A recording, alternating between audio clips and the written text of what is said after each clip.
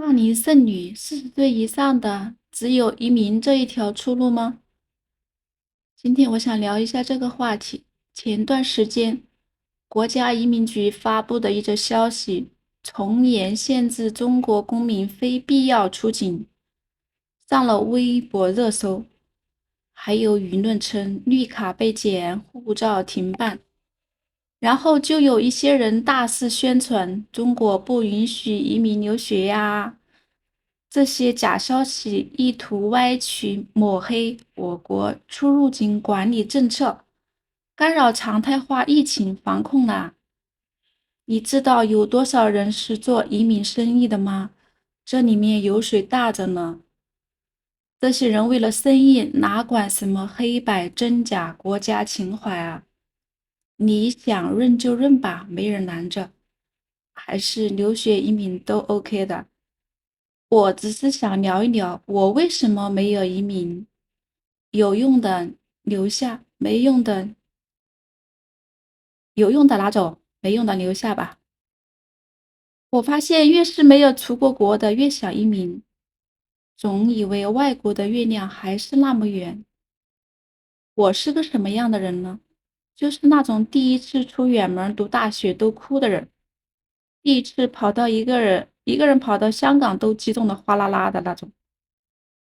第一次出国，头一天晚上不能睡过好觉的人，每年春节回家的前一天晚上，我都好激动。到现在40多岁也如此啊！每次回国，看到五星红旗，看到中国的那个标志，我的心才安定下来。有时候貌似还会掉豆子。在国外的时候，看到五星红旗就觉得鼻子发酸。有跟我一样的人吗？年轻的时候，我并不了解自己。老爸也是个思想开明的人，他也有他的支持。他说：“只要你有本领啊，你爱往哪里跑就往哪里跑，只要你有本领回来就行。”曾经有这样的一些话：一等美女漂洋过海，二等美女深圳珠海，三等美女留在上海，四等美女留下等待，五等美女下放劳改。你有听到过吗？我第一次看到类似的话是在王安忆的《长恨歌》里写的，就上海。到那时候都有外国梦了，所以说谁还没有一个外国梦呢？可见外国梦由来已久。早期的大龄女明星，没结婚的都移民了，商移民、剩女移民，比如邓丽君、王祖贤。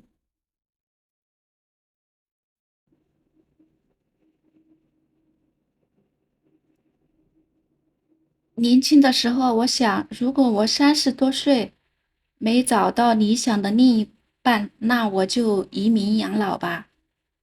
国外至少对大龄单身比较包容。30多岁的时候，我想40岁的时候再说吧，也许移民法国。我去过一些国家，法国、德国、美国、新加坡等，也旅居过一些城市，旅居10年。巴黎曾经是我最向往的城市，毕业后首飞第一站就是巴黎，并不如我想象中那么美好浪漫。有人傲慢地问我：“你作为中国人，为什么想定居法国？”我遇到了毕业后的第一个哲学问题：只有你在国外，才会发现自己是否爱自己的国家。2018年去巴黎的时候，巴黎已经是满目疮痍了，糟糕的环境卫生，还不如成都绵阳干净。南方村庄比较好一点吧，爱吃爱喝爱自由，是文艺青年的理想选择。欧洲国家印象比较深的是法兰克福，德国，富豪最多的城市，帅哥多，豪车也多，那种敞篷的，每天早上清晨就听到那种敞篷车出门的声音。安静漂亮的小路上，突然窜出一个满身啤酒味儿的大汉，这让人很没有安全感。应该我考虑移民最多的时候就是2018年吧。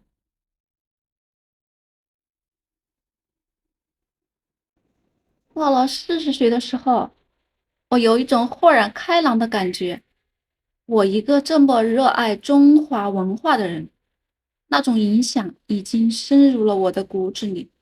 我能吃1个月烟熏肉加面包，还是会想念地道的中国菜、中国味道。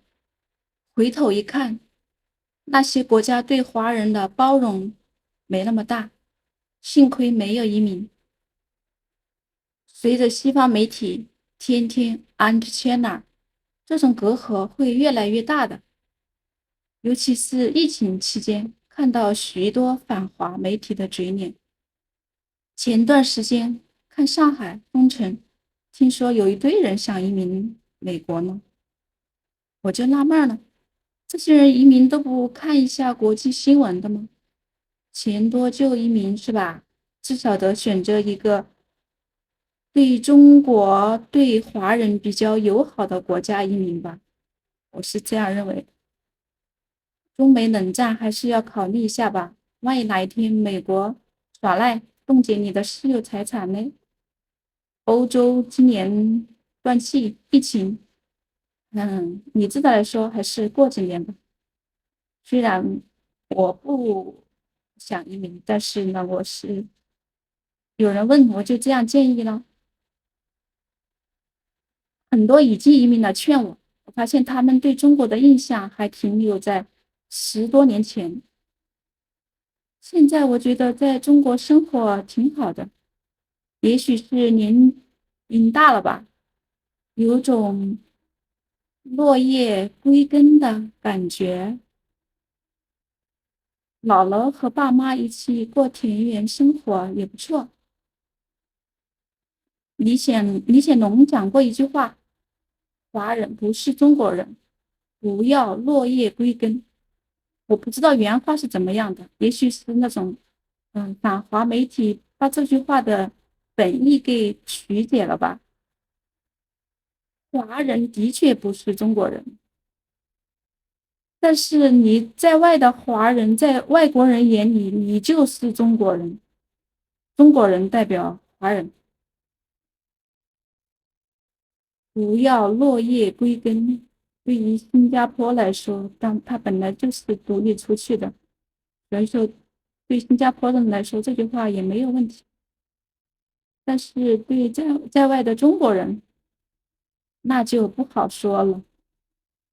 你会感受到这种不喜欢别人说这种，在哪个国家都有好人坏人，这就是一句正确的废话。